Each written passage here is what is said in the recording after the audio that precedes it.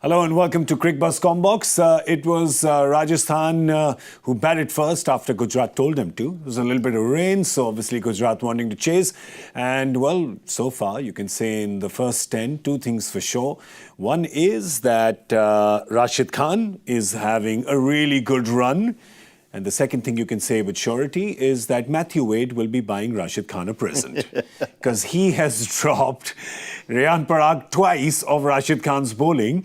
And Rashid's probably looking at Wade and saying, oh, do we have a problem, brother? What's wrong? What is going on? Did I say something? Yeah, one tough one that he probably will feel he should have taken. I mean, I know he wants to take them both, but one was a little bit tougher than the other.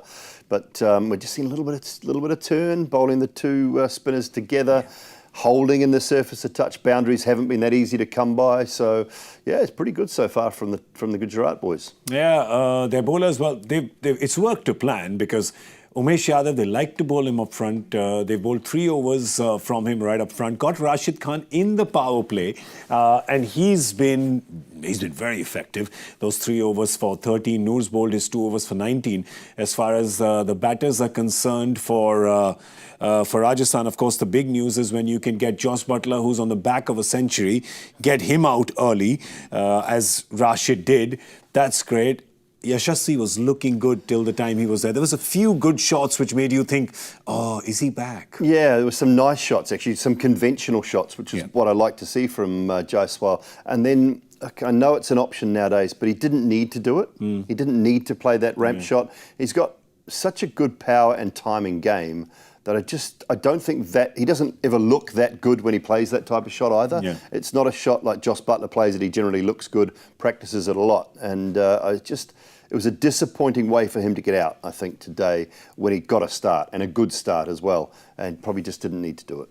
Talking about the surface, you're seeing both Rashid and Noor are very effective. Does that mean that later we're going to see Keshav Maharaj come in to help Chahal and Ashwin? No due. I would imagine that that's the case. If they lose another wicket or two, though, then Rovman Powell probably comes into the equation for that back-end power. Yeah. If this partnership goes through to the 15th, 16th over, then they still have Hetmeyer and Dhruv Jurel. Yep. Then I'd probably think anything after 17, it's probably not worth sending Rovman in. Yep. You can maybe get away with just Hetmeyer, Dhruv Jurel, and a little bit of Ashwin and Bolt then. But if they lose, 2 wickets before the 15th, 16th, I think you will then see Rovman Powell. But they'll try and hold him off as long as they can to give them the option of bringing Keshav in. I would have liked Matthew Wade to grab that chance. I'll tell you why. Because when a team is doing so well, you want that batting unit to be challenged. I would have really liked to see them being 3 down early and see how they react from to a tournament point of view, from a Rajasthan point of view as well. Just early to see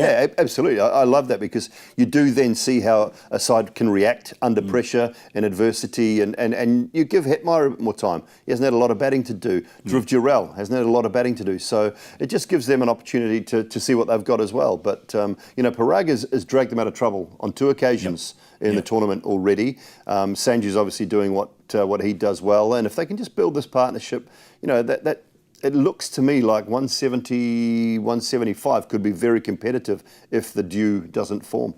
They'd back themselves to get 100, 110 in the back 10 with the kind of batting. There's Riyan Parag, of course, the captain, Sanju, Samson, Hetmeyer, Jurel.